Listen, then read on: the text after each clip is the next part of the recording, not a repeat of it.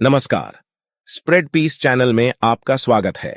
आज हम आपको सुनाएंगे गीतांजलि श्री की एक खूबसूरत कहानी इति। मौत को लेकर हम आतंकित थे कि जब वह आदमी मरेगा तो ये सारी झंझट होगी कि क्या, कहां, कैसे, कब। टुकड़े अस्त व्यस्त बिखरे, मौत के सारे अनजानपन को देखते हुए, उनके सारे टूटे फूटेपन को देखते हुए, उनके, हमारे बाप के, और यह भी उलझा मसला कि कौन कहेगा, किससे, कैसे, उन सारी दुश्मनियों के रहते मेरी भाई से, पति की बहन से, भाभी की जीजा से, मां की सब बहुओं दामादों से, जिसके चलते हमारा आपस में आना जाना बंद था। बरसों से एक दूसरे की झुर्रियाती शक्लों को लगभग न पहचानने की नौबत तक जब भूले और भटके कहीं सामना हो जाता, दुकान पे, रेस्तरां में, कभी ट्रैफिक की लाल बत्ती पर खड़े। बरसों से हमने एक दूसरे को नहीं देखा था। महान भारतीय परिवार, घनिष्ठ अंतरंग संयुक्त, देखा था सबको बूढ़ाते। किसी ने तो अकेले पिताजी ने ही, जिन्हें इसे या उसे या किसी को भी देखने से आपत्ति नहीं थी, और जो इसकी या उसकी या किसी की भी देखभाल में रहने हमारी मोटर गाड़ियों में ड्राइवर के साथ टटके चले जाते। हाँ, ऐसा हो सकता तो वह खुद हमें अपनी मौत की खबर दे सकते थे, पर ऐसा तो होता नहीं। हमारे ड्राइवर जन भी दे सकते थे जरूरत पड़ने पर। हुआ ये कि ऐसी जरूरत ही नहीं पड़ी। सब अपने आप होता चला गया, जैसे एक सलीके का झटका दिया हो और कालीन सफाई से बिछता चला जाए, जैसे बखूब रिहर्सल के बाद सधा सधाया नाटक खेला जाए, जैसे बिखरे टुकड़े जुड़ते चले जाएं और पूरा सिलसिलेवार चित्र उभर आए।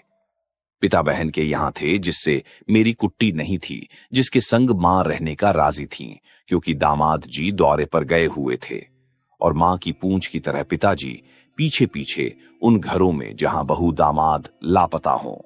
सारे दिन वे अपने जैसे ही रहे, फूहड़ बेढ़प घिसट घिसट इस कमरे से उस, अपनी रबड़ चप्पलों में पांव आधा घंसाए आधा लटकाए, और पजामे को बार बार हाथों से ऊपर संभालते, बार बार उसके अधखुले नारे की पूरा खुल जाने की जिद को पछाड़ते। खटखट उन्होंने बहन के कमरे के बाहर मचा दी जब अभी अंधेरा ही था, और मचाए रखी जब तक उसने सोने का नाटक बंद न कर दिया और झल्ला के दरवाजा न खोल दिया। घर भर की बत्तियां जगमग जगमग। है क्या, उसने फटकारा। सवेरा वे बोले, और चाय चाहिए। रात है, देख नहीं रहे अंधेरा, उसने और डांट लगाई। उजाला है, उन्होंने इशारे से दीवाल याद दिखाया, और 3 बज गया, जो सवेरा है। जाइए, सो जाइए, उसने झाड़ा, और किसी को मत जगाइए, और कोई बत्ती नहीं जलाई 7 के पहले। भले घर का कोई उसके पहले नहीं उठता, उसने आखिरी मारा। वह जुमला जो हम उन पर अक्सर मारते, उनकी वृद्ध कुलाचों पर। वह जुमला जो उन्हीं की ईजाद थी, उनके और हमारे युवा दिनों की। हमको उनकी हिदायत की भले घर का कोई ऐसा नहीं करता जैसे लड़कियां लड़कों से दोस्ती करें और वापस। पर कौन वे बात मानने के लिए पैदा हुए थे? न हम। वे हमेशा ऐसे रहे कि दुनिया पैदा हुई है उनकी सेवा करने के लिए, तो झूठे रहे, जगे रहे, फिरते रहे। बहन के दोबारा दरवाजा टाइट बंद करने के बाद भी, और मां की भन भन के बाद भी, कि यही हैं इनकी स्वार्थी झक्की आदतें, जो वजह है उसकी बच्चों के संग रिश्ते कलह में खटास की, कि निरंतर शर्मिंदा होना पड़ता है उसे, कि जहां नहीं जलानी हो बत्ती जला देंगे, जहां नहीं बुझाना हो पंखे बंद कर देंगे और सबको जगा देंगे जो कामकाजी लोग हैं और सो रहे हैं, और उनकी तरह बेकार और बेकाम नहीं। और बस उनकी ये सब ना हो तो वह भनभनाती, ठेपी पड़े कानों पर, या एक से जाकर दूसरे से निकल जाने के लिए। जिस अंतर यात्रा के दौरान वे सिर यों ओ हो हिलाते जैसे तंग आ गए हों, पर आंखें उनकी फरफर चमकती, प्रफुल्ल अपने इस होने पर, जीने पर, अपने होने जीने के एहसास को खुद भी दूसरों को भी कराने पर। घूमे वे छोटी मोटी सैर पर, अंधेरे में जो भोर भी जिंदा और फड़कते और जरूर ही मूतते भी गाड़ियों की बोनेट पर, उस इमारत में रहने वालों की जो आए दिन चौकीदार से शिकायत भेजते, अपनी मोटरों की इस बिन बुलाई धुलाई पर, मां तक जो छोटा सा कुछ क्षमा याचना में कहती, लंबा सा कुछ झुंझलाने में उस सारे दिन फिर। तो जब आखिरकार मां और बहन के लिए भी सवेरा हो गया, कुछ नया नहीं था उस दिन में, वरना सब कुछ वही पुराना उन्हीं की तरह। उन्होंने नौकरों को जगा लिया था, चाय पी ली थी, नाश्ता बनवा लिया था, और वैसे ही लदड़ फदड़ बैठे थे, पजामे पर अब भी गिलाई भरे, नाखूनों में अब भी कालिख भरे, जो अब भी बढ़ रहे थे। मेरे नाखून काट सकती हो प्लीज? उन्होंने बहन से पूछा, जिसे अनायास इस टूटे बिखरे आदमी पर तरस आ गया जो उसके बाप थे और जिन्होंने अपने सारे बढ़िया दिन बदमिजाजी और तानाशाही में बिताए थे और अपने नाखून अपने माताहतों से कटवाने में और पत्नी पर हुक्म चलाने में। हालांकि वह उस दयनीय मुद्रा और प्लीज का स्वर ओढ़ने की मक्कारी खूब पहचानती थी। और अब मेरा गुस्ल उन्होंने हुक्म चलाया, जो उनका जन्मसिद्ध अधिकार था, जिसे पालना सबका एकमात्र कर्तव्य, जिसका मतलब था उनके लिए गर्म पानी बाल्टी में भरा और उसके पहले कप में जरा सा हजामत के लिए रख देना, ताकि वे पुराने तरीके से ब्रश फच फच चला के दाढ़ी बनाएं और उनके लिए साफ कमीज, पतलून और बनियान जांघिया बिस्तर पर तैयार रख देना, जो काम शुरू से मां करती आई थी और अब भी, पर अब निरी शिकायतों और चेतावनियों के साथ कि वे याद रखें अभी वक्त नहीं हुआ है और बस उन्हें है कि आगे पीछे सब उनकी परछाई की तरह नाचते रहें और नहाते ही वे मांगेंगे खाना और बस हर वक्त चाहिए उन्हें खाना खाना खाना और फिर बहेगा उनका पेट और सफाई उसे ही करनी है, जैसे उसी के लिए वह है और वैसे उन्हें क्या पड़ी और कब पड़ी कि किस लिए वह है किस लिए नहीं। घड़ी देख लें और 12 के पहले पानी न मांगें और 1:30 के पहले खाना नहीं, उसने पिलाई और दिया भी सबको। घड़ी तलाश ले दे कि वे खुश खुश इंसान थे, ये हमने कहा जब वे चले गए, पर पहले हम यही कहते कि बैठे रहते हैं बेकार, बेढंगे, बेढब, खुचड़ू, खूसट, अस्त व्यस्त अड़चन बने, किसी के लिए कुछ न करते और हर किसी से अपने लिए कुछ न कुछ कराते और बस केवल चिड़चिड़े चिड़चिड़े। जो वे नहीं थे, हम थे। वे बाद में हमने कहा अच्छे भले फिट थे अपने, क्यों इतना सोते हो, तुम सब उठो, मुझे चाहिए। और कहां है मेरी घड़ी और कहां है मेरा बटुआ में। यह भी एक मजाक या उत्पात। असल तो उनका जीवन हमारे लिए या तो यह था या वह, या दोनों गुथे पड़े। मजाक और उत्पात। उनका बटुआ जो वे कभी नहीं खोते थे और कुर्ता उतार के कमीज पहन के और पतलून उतार के पजामा चढ़ा के धधो पल बस गंवाते उसे इधर से उधर फिर इधर खिसकाने में, पर जिसे खो देने, गिरा देने, लुटवा लेने के स्वप्न वे बारंबार देखते।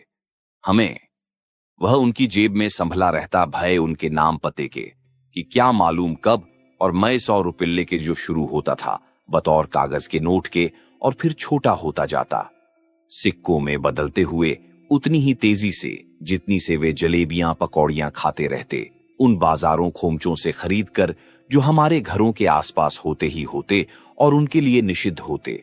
इसलिए वे खनखनाते सिक्कों की बढ़ती तादाद को दबाए रखते कि हमें पता न चल जाए। जो कस के न दबाए रख पाते वह होता उनका पेट, जिसके खुलते ही सारी निषिद्धता बेकाबू खुले में फिसल आती। मां सफाई करती और झिझकार पिलाती और उन्हें हमेशा सच बोलने को कहती।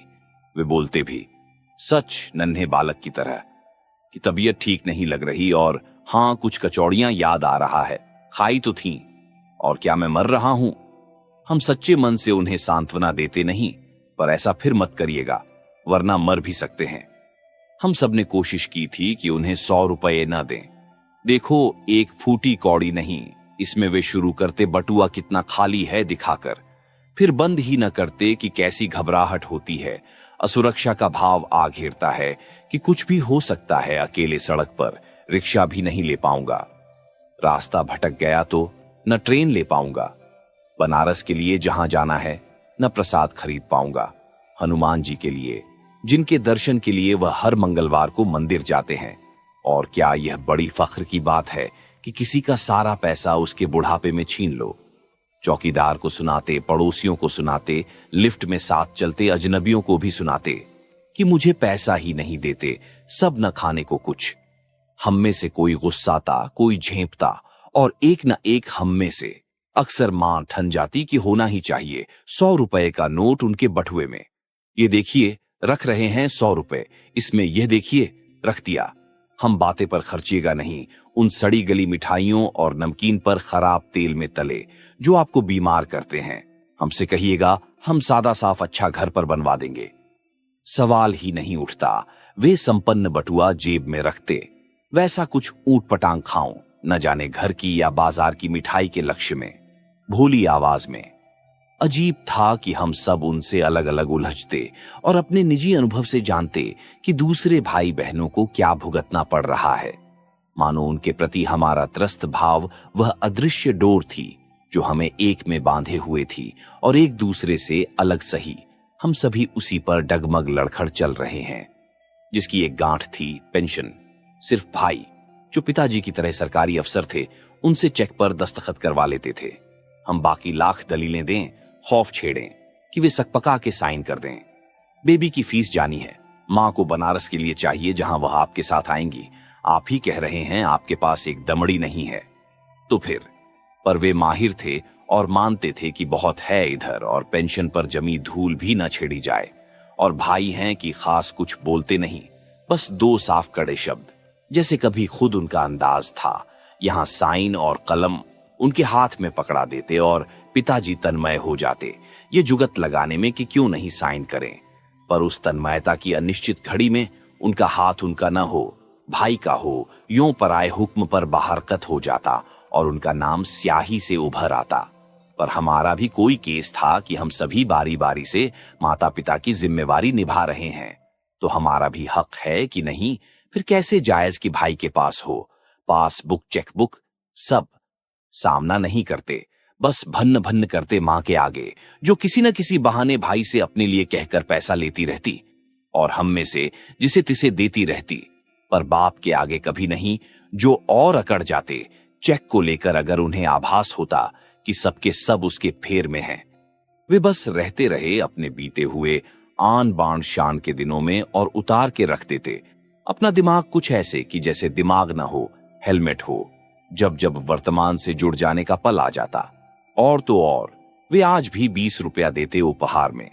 जब उनके कानों में पड़ता कि किसी का जन्मदिन, किसी की शादी की जयंती है और बहन उससे चॉकलेट ले आती जो उसका मूल्य था और आधा उन्हें देती जिससे वह उन्हीं की कोई जयंती, जलसा, त्योहार का दिन हो जाता। इस तरह चलते रहे बूढ़े पिता हमारे, चोरी की मिठाई खाते, चोरी के सपने देखते, हर तरफ बवाल फैलाते, खुद भी बवाल दिखते, पर खुद शायद अपने को बीते दिनों का रूपवान शहजादा ही देखते, अभी भी और अभी भी। सर इधर आओ निमंत्रण में हिलाते उन सारी महिलाओं को देखकर जो 15 से 50 के दरमियान की हों, और अफसोस की निरीह सी आह भी नहीं कि अब वे 85 के हैं, 80 के भी नहीं रहे।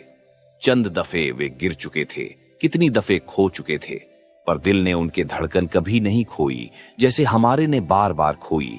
और लगता ऐसा ही था कि हम हैं जो उनमें ठूंस ठूंस के यह प्रतीति भर देना चाहते हैं कि आखिरकार वे हैं एक बूढ़े बूढ़े आदमी, यह जिद करके कि वे जब निकलें अपनी छड़ी साथ लें। जैसे ही वे घर से बाहर रखने को कदम उठाते, उन्हें वह कभी पसंद नहीं था, उनकी छड़ी, और अपनी उसी अदा में कि हेलमेट फिलहाल उतार के रख दिया है अभी, वे मरियल स्वर में कहते कि गिर पड़ूंगा। उस पर टेक दी तो गिरते नहीं, पर टेक देते ही एक तरफ को वाकई ज्यादा झुक जाते और चाल और नजर टेढ़ी बीमार बीमार हो जाती। हो सकता है मुश्किल हो जाती थीं चोरियां जब एक ही हाथ बचता, दोना लेने, पैसा देने, अपनी सारी हाय सारी इंद्रियों को जगा देने के लिए, क्योंकि दूसरा तो वार्डन छुड़ी की गिरफ्त में होता।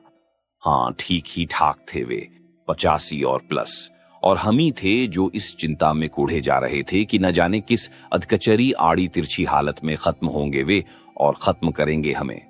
हालांकि यह भी लगने लगा था कि वे कभी नहीं खत्म होंगे, और यह तो था ही कि ऐसा वे कभी नहीं चाहते थे और ऐसा कभी उनका इरादा न बना। हम चिंतित रहते उनके खत्म होने की बात पर नहीं, उसके ढंग की सोच सोच कर, या यूं कहें बेढंग की। बैठे रहे वे बाहर। सामने के बरामदे में बहन ने कहा, शांति से ऊँघते अपनी मन की करवा के अलसुबह पर फिर भी चौकन्ने हल्की सी भी हरकत पे, जिस पर वे शिकारी बाज की तरह एक आंख खोलते, चिढ़ के और जल के व्यस्त ऑफिस जाने वालों को देखते और हार मान के, पर तसल्ली पाके भी कि दुनिया और उसके जीवंत कारनामे सलामत चल रहे हैं, आंख फिर वैसे ही बंद कर लेते। तभी का कोई लम्हा था जब नौकरानी बाहर आई। अंदर जाइए पिताजी और पजामे का नाड़ा बांध लीजिए। पहले तुम इधर आओ, वे बोले, दाएं बाएं फुर्ती से नजर घुमा के, और बहन को रसोई की खिड़की से झांकते न देख। आप उठिए यहां से, उसने कहा, जल्दी, फिर नहाइए और फिर खाना खाइए। उसने उनकी मनपसंद का लालच दिया। पहले तुम्हें तो खा लूं, वे लहराए। हम भ्रम में और भी बांके कि वे अकेले हैं। बस भी पिताजी, नौकरानी हंसी, हैरान भी हलकान भी। खुश हो जाओगी, बहन ने उन्हें अध खुले होठों से बुदबुदाते सुना। हाय अय्या। पिताजी, नौकरानी झाड़न फटकती गई। मैं फिर कह दूंगी माताजी से। कह देना, वे बोले। पर पहले आओ तो वे बोले। ऐसे क्या? पहले भी उसने किया है, बहन के मन में उठा, जब नौकरानी ने मुंह बिचका के झाड़न कुर्सी के हत्थे पर डाल दिया और उन्हीं की जैसी चोर निगाह दाएं बाएं मारी और उन्हीं के जैसे बहन को नहीं देखा, जो वैसे भी बेहतर छिपी झांक रही थी, और गई आगे इठलाते हुए एकदम करीब उस आदमी के पास जो बाप थे हमारे, और नखरे से कहा, अच्छा तो है क्या? उन्होंने अपना सिर उठाया, उसकी साड़ी का पल्लू अलग खिसकाया और उसने उनके बूढ़े मरते सिर को अपने जवान छकाछक सीने पर दबा लिया। ब्रा भी नहीं दीदी। उन मोटे खरगोशों को संभालने बहन हंसी और दौड़ी गई थी नौकरानी का नाम पुकारती। क्या चाहिए? उसने बाप से पूछा, जो अकेले थे, जब वह बरामदे में आई। कुछ मीठा, पिता ने झिड़क कर कहा। काफी भी कड़वी थी। तुम जानते हो, सब मुझे कुछ न कुछ मीठा जरूर चाहिए। बहन ने उन्हें टाफी दी और वे चप्पलें फड़फड़ करते अंदर एक और की मंशा में आए, थैंक यू कहते। ये मीठी है, हां, चबड़ छबड़ चूसते। नीचे गए। कुछ नहीं हुआ। चौकीदारों के संग बैठ के गपशप हाँकी कि अफसरी में मेरा ओहदा इतना ऊंचा था और मेरा रुतबा इतना दमदार कि तुम कल्पना नहीं कर सकते। कुछ नहीं हुआ। लिफ्ट में उन्होंने लड़कों को शोर मचाने के लिए लताड़ा और लड़कियों की नमस्ते अंकल जी का मुस्कुरा के जवाब दिया। कहा, आओ लस्सी पियो। कुछ नहीं हुआ। वह तो जब वे नहा के निकले और पलंग पर पीठ झुकाए तौलिया लपेटे बैठे थे, बदन अधपूंछा, अंडरवेयर हाथ में डील मढ़ाल पड़ा, सुस्ताते हुए थोड़ा उसे पहनने के पहले कि मां को कहीं कुछ खटका या खटकना चाहिए था, वह बोली। घटना के बाद की सूझ कि एक काम से ऐसे दूसरे काम तक जाने के अंतराल में सुस्ताना तो उनका हर बार का तरीका था, पर यह कोई अलग थकावट थी, भारी सी, नहाने के क्रम के बाद, और दम नहीं था कि अगले काम के क्रम में वे खुद को सरका सकें, यानी कपड़े में। और खिड़की भी खुली छोड़ गई है, मां ने नौकरानी के बारे में कहा, जिससे ठंड लग जाए आपको गर्म पानी से न होने के बाद, और मेरा और कबाड़ा हो सके। बदलिए कपड़े झटपट और चलते बनिए, यहां से झाड़ लगाते हुए कहा, जो इन बरसों में उसका उनके संग का स्वर बन गया था। उन्होंने धीमे धीमे हामी में सिर हिलाया। बहन बोली, पर बोली कि सिर उठाया तो इसलिए कि पूछें हम हैं कहां। एक और उनका दिन रात का सवाल, जो वे कुछ इसलिए करते कि वाकई समझ नहीं पाते, तेजी से बदल जाते। मंजर को जाने पहचाने एक घर से कभी भी जाने पहचाने सही, पर दूसरे घर में खुद को पाकर, और अगर उस दौरान उन्होंने हेलमेट उतार दिया होता और उस समय से परे अनंत में उतर चुके होते, तो फिर भटके भटके नहीं, एकदम सरब सर गायब से। पर कुछ इसलिए भी पूछते कि जीवंत कड़ी बने बातचीत की, संपर्क की, जो दिखे सुना, यह पड़े जुड़े जिए पुरजोर से इर्द गिर्द लोगों के साथ। आप जानते हैं बनिए, मत माने लताड़ पिलाई। हां, वे गर्मी से बोले, और जैसे कक्षा में लड़का जुबानी टेस्ट दे रहा हो, जवाब देते हैं मोहन के यहां, जो मौत के पहले का उनका पहला भाव था। हमने बाद में कहा कि बहन का न कह के उस घर को बहन के पति का कहना, जबकि उनका कायदा तब तक का यह था कि हर चीज जो वे छूते, इस्तेमाल करते, उनके वंशज, उन्हीं के खून वालों की होती, बल्कि असल में खुद उनकी, जो उनके बच्चे इस्तेमाल कर रहे हैं। उसके बाद मां बाद में याद करती रही, उन्होंने पूछा, जब उन्हें अंडरवेयर की याद दिलाई गई कि अरे, अचानक आवश्यक ख्याल की कौंध पर जैसे राम और उसकी पत्नी कहां हैं, जिससे उनका तात्पर्य था मैं। पहली बार रिश्ते की इस पलट में जहां उनके खून का नाम नहीं था और अब तक पराये दामाद से मिले अस्तित्व से परिभाषित हो रहा था, इस तरह एक और दंपत्ति को आदर देते हुए जिसे अब तक वे अनदेखा करते या दुत्कारते थे, वे जापान से लौट आए। उन्होंने पूछा, जिससे समझ आ गया कितना वे जानते हैं जिसके प्रति नासमझ बनते हैं। उन्हें बुला लो, वे बोले। उसने यानी मैंने ठीक ही किया है, शादी अच्छी है, मोहन पैसे शिक्षा से संपन्न है और उसे यानी मुझे विदेश की सैर कराता है, और वह यानी मैं जरूर लाई होगी वह जापानी मिठाई जो सेहतमंद है और ज्यादा शीरीनी नहीं। और तुम्हें पता है मुझे मीठा चाहिए ही चाहिए, कुछ और ना हो तो गुड़ की ढेली दे दो या चीनी फांक लूं। कुछ न कुछ वे बोलते गए और अपना अंडरवेयर पहनने को उठाया, पर बहुत ही मंथर गति से जब बहन अंदर आई और देख पाई उन्हें सिर लटकाए पलंग पर जस के तस बैठे, कमजोरी आ रही है, वे बोले। उसने कहा। जब वह बोली, पहन के जाइए ना, दूसरे कमरे में बैठिए। क्या है, उसने पूछा। हमेशा हम सब में सबसे ज्यादा दयालु, उनके साथ सबसे छोटी का लाड़ पाने के नाते शायद। मुझे भूख नहीं है, वे बेतुक बोले, जो एकदम सकते में लाने वाली बात थी। सधे संभले संतुलन को एक बार में ढेर कर दे, ऐसी कि उन्हें भूख नहीं पेट में बाहर चिंतित हुई। चेकअप करा लेना चाहिए, बहन ने मुलायमियत से मां से कहा और अफसर भाई को फोन किया, जिन्होंने चुटकियों में ड्राइवरों, डॉक्टरों, सेवकों की फौज एक्शन के लिए तैनात कर दी। मां के पास आ जाइए, बहन ने मुझे फोन किया और पति को साथ ले आए। मां ने पास से हिदायत दी। वे पूछ रहे थे। ऐसे ही चलिए, बहन ने कहा, पर पिताजी को बेल्ट चाहिए थी, जूते मोजे, पतलून कमीज भी, और बिला शक बटुआ और घड़ी भी, और वे ड्राइवर का हाथ झटकते गए, गाड़ी तक लड़खड़ाते चलते, पर भाई का हाथ नहीं, और फिर वे चले गए। बहन की गोदी में सिर रखा और धेवते का हाथ पकड़ा और भाई से जो आगे बैठे थे कहा, बेटा जल्दी यह मामला निपटा दिया जाए, क्योंकि सारी फैमिली परेशान है।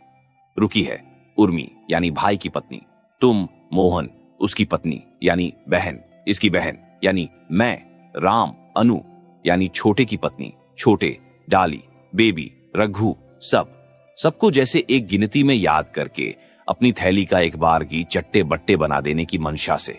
अपनी पत्नी का नाम उन्होंने नहीं लिया, बस आंखें बंद कर लीं, जैसे जानते थे कि अब उन्हें जहां ले जाना चाहिए ले जाया जाएगा, सुथरेपन से और इज्जत से, उस पूरे औपचारिक सम्मान से जो एक ऊंचे पद के शक्तिमान अफसर का हक है। इमरजेंसी वार्ड में उनकी कोई जरूरत नहीं थी, न आईसीयू में जब वे पहुंचे, और सारे डॉक्टर बड़े और छोटे जो बीच कामों को छोड़कर पलट के दौड़े आए थे, ठीक वापस पलट गए अपनी नर्सों की टोली और दवा दारू के तामझाम के साथ। और वे भी ठीक वापस पलट गए, बेल्ट युक्त, टाई युक्त, बटुआ युक्त, छड़ी युक्त, 100 रुपये के बचे फुटकर जेब में भरे, जिनकी टनटनाहट किसी को सुनाई नहीं पड़ी। इतने वेग से, सफाई से, सब कुछ के हो जाने पर, सब कुछ के होते जाने पर हमने मां को घेर लिया, जब निरे हाथ उन्हें उठाकर बगल के कमरे में ले गए, जहां वे मां के संग रहते थे जब भाई के पास होते, जिस कारण मां उन्हें देख नहीं पाई और बस बुदबुदाती। हम में से किसी को भी देखकर कि मैं आजाद हो गई, जिम्मेदारी से बरी, जहां चाहूं जाऊं। बुदबुदाती रही, उसकी आंखों का रंग उसकी साड़ी से फीका। हम सब वहीं थे, दौरे आदि पूरे करके, और सब एक साथ, क्योंकि एक एक को याद वे करके गए थे। बारी बारी से हम गए उस कमरे में जहां वे सो रहे थे, सूट में, आंखें बंद, और जिस्म का कोई हिस्सा, न जबड़ा न पुतलियां, इधर उधर बेढब बेढंगी लुढ़की झूलती बेल्ट डीली कर दो, भाई ने बहन से कहा। पूजा के बीच जो वह कर रहे थे, उनकी बगल में बैठ जो लेटे थे, हम सब ने उन्हें छू भी लिया, हल्के से, पांव या माथा, क्या पता अपने खून से जुड़ के या किसी और जुड़ाव के कारण, एक बदमिजाज बदजुबां आदमी से जो उसी पल में विजड़ित हो गया था, न जाने कैसे स्नेहिल बन, या क्या मालूम उसे पूरे अलग दूजे आदमी के जीवन को छुआ जो जा चुका था और पूरी तरह जा चुका था, कोई आभास पीछे न छोड़कर, यादों के सिवा जो भी बदलने वाली थी, उस राख में जिसमें वह बदल जाएगा, सूर्यास्त के पहले बह जाएगा, उड़ जाएगा, गंगा में और हवा में, और गया, एकदम गया, हमेशा के लिए गया। हाँ, हो भी सकता है हमने उस आदमी को छुआ जो हमारे आपस के रिश्ते से अलग कोई था, हमसे मिलती पहचान से जुदा, जिसने कोशिश की, भोगा, भुगता, पाया, सूख गया। हमने जीवन के ओज को छुआ और अपने लिए उम्मीद करी उस हल्के स्पर्श में। हम सबने सिवाय मां के, जिसने न देखा न छुआ, क्योंकि वह नहीं जान पाई कि वे लौट आए हैं, और उसे सूझा नहीं कि पूछे और सोचे कि कब कहां लौटेंगे जो अब तक नहीं आए। उसने तब भी नहीं देखा जब हम सबको वहां से निकाल दिया गया, उनके आखिरी रस्मी नहाने के लिए जो बड़ा बेटा कराएगा। और बाद में हम मन ही मन उन्हें देखते रहे, धीरे धीरे अपने सारे भौतिक वस्त्रों से एक एक करके मुक्त होते जाते। जब हमने उनके दांत और बटुआ और बेल्ट देखे जो मंदिर को या पवित्र नदी को भेंट हो जाएंगे, वह तो जब पुरुष जन उन्हें कमरे से लेकर निकले, अर्थी पर लिटाकर अब नए नवेले से चमकदार सफेद चादर में लिपटे, कि मां चेती और चीख पड़ी कि एक बार देख तो लेने दो। हम भी चेते और वह अकेला अस्त व्यस्त हड़बड़ खड़बड़ पल था उस दिन जो उन्होंने दिया, जब हम सब के सब पूरा संयुक्त परिवार अचानक समझ गया कि मां को तो पता ही नहीं था। वे बगल में आ गए थे और हम सब के दिल का टुकड़ा हमारे मुंह को उछला और हम सब चीखे एक सुर में, रुको रुकिए। कुछ हम में से अर्थी वालों को पीछे खींचते हुए और बाकी मां को आगे ढकेलते हुए, और उस सारे कोलाहल में पुरोहित औरतों के लिए सदैव अधार्मिक गरजता हुआ कि नहीं, पीछे नहीं मुड़ा जाएगा, उनकी शुद्धि हो चुकी है, औरत की निगाह उन्हें अशुद्ध कर देगी। पर भीड़ ने हमेशा धर्म और नैतिकता की दुहाई को ललकारा है, और भाई ने अर्थी नीचे की और उनके चेहरे से चादर धीरे से मां के लिए हटाई, और वे लक तक नए सफेद पजामा कुर्ता में दिखे जो उन्हें ले जाएगा लपटों पर सवार करके कहीं, तो छोड़कर पीछे एक हांडी में मुट्ठी भर राख। बस जो नहीं जान सकती, कैसे जान सकती कि वह उतरेगी रेलगाड़ी से वाराणसी धाम पर और बंदूक की सलामी पाएगी। उस आदमी के उपयुक्त जो वे कहते थे वे हैं, और चुस्त अफसरी काफिले में जाएगी अर्पित होने हमेशा के लिए गंगा में अंतर्ध्यान हो जाने एक यात्रा में, धरती से आग से पानी से अनंत तक की। बहन की आंख में आंसू आ गए जब उसने उनका पहना हुआ अंडरवेयर बाथरूम में टंगा देखा, उस दिन का जब वे नहाकर बैठे थे, धुले वाले को अपने थके हाथों में देर तक पकड़े हुए। लावारिस पड़ा, किसी का नहीं।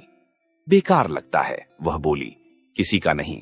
और हम हंसे जब हमें याद हो आई एक और रात जब उन्होंने अपना अंडरवेयर गंदा कर लिया था और किसी को बंद दरवाजों के पीछे से खट खट खट खट करके नहीं निकाल पाए और खुद ही अपनी गंदगी से निपटना पड़ा।